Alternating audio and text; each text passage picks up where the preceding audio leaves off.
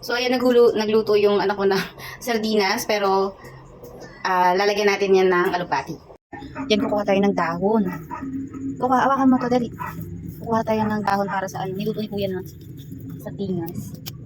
Dahon na lang talaga yung kunin natin. Diretso. Ganda ng ano, dahon dito. Huh? Ganda. Para diretso na. Pero kukuha tayo doon sa loob. Kasi tingnan nyo naman, oh. Pinaakyat ko yan doon kasi gusto ko siya pumunta sa loob.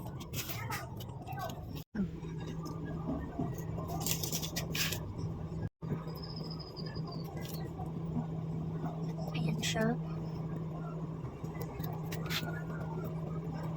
So, ito nga yung mga na-harvest ko.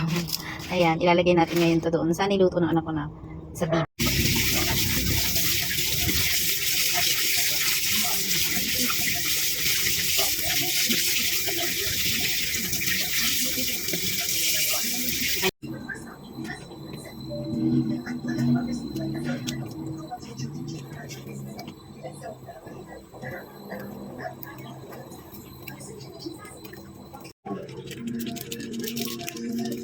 Malabo yung camera.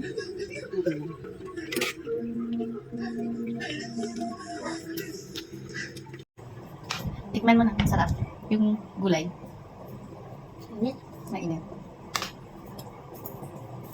Sarap? Very good. Ito sarap kuya, yung gulay. Very good. Tikman mo dali kung masarap yung gulay. Tikman mo kung masarap yung gulay. Tikman mo. Sarap ba lang? Sarap? Masarap yung alubati. Very good. Kaya mga kids kain ng gulay.